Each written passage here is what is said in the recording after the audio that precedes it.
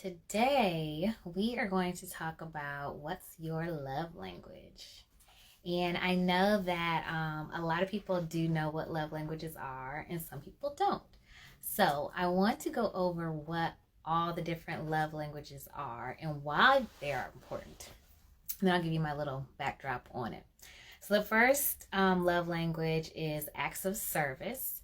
The second one is quality time, words of affirmation, touch, and receiving gifts.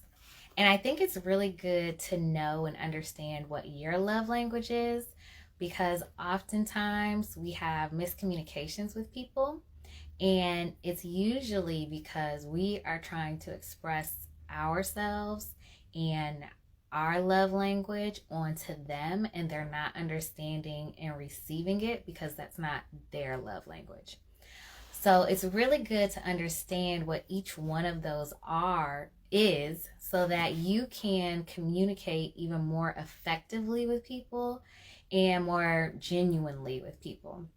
And I know for me, mine is quality time. So I always have had an issue before I even knew that that was my love language. Um, I felt like if you didn't spend time with me or make time for me, that you didn't really care about me, you didn't really love me. And so that is where really understanding what it is that you desire and what you need and how to convey that to other people. Because I'll tell my friend in a heartbeat, I'm like, you don't love me, you ain't called me, you ain't text me, you don't really care. And they'll be like, okay, Leah, let me give her attention. But I say it jokingly, but that's the truth, because that's what I need.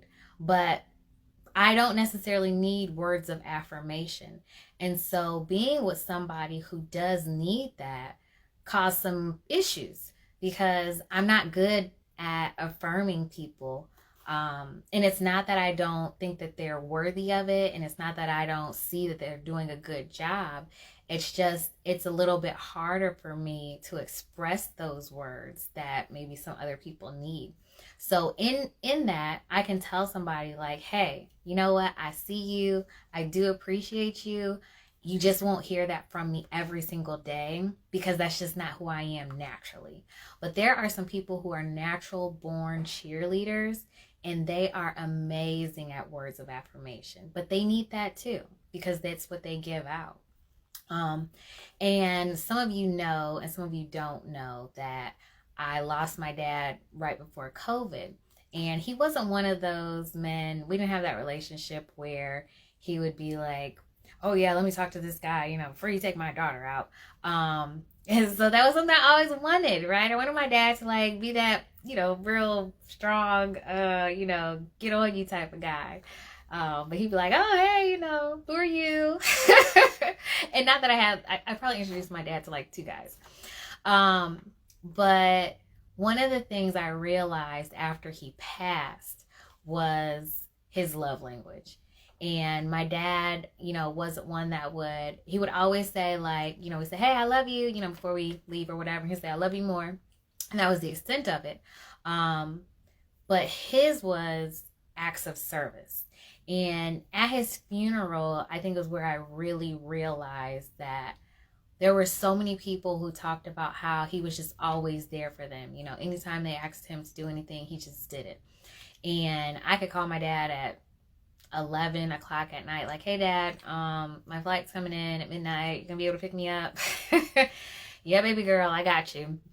And so I really wish I would have known that a little bit better because I think I would have reciprocated more to him doing acts of service because that was his love language.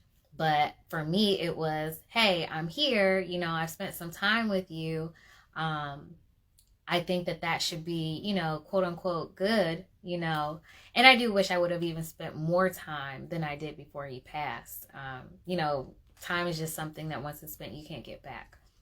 And so I do value time now, and I do value understanding how people really communicate and give off. And even when I'm working with my staff and I see like different personality traits, and I understand that I have to move differently with different people. And as a leader, and a lot of people, this was something that I didn't really understand or know that I was going to really have to take on as a leader, was understanding the different personalities and how to talk to each personality. And you just can't talk to everybody blanket, and some organizations can, but if you want people to be more effective, then you have to communicate in a way that they can receive it, or else it's just not going to work.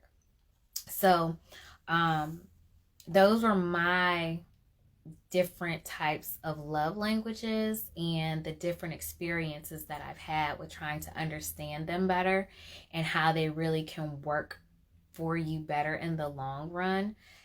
Even with your spouse, in understanding how they communicate, trying to understand a whole nother human being is a challenge in itself. But I think it can be so much easier when you are really striving to understand their full persona and personality trait, and then adjusting to that, especially if you plan on staying with them for the rest of your life. But I really want to encourage you all to figure out your love language and how you communicate and how you talk to others and how you love on other people. I think we can make this world so much better if everybody just loved a little bit better, was a little bit more patient, instead of trying to make everybody convert to how they are. If we all were a little bit more flexible, it would be so much more peaceful.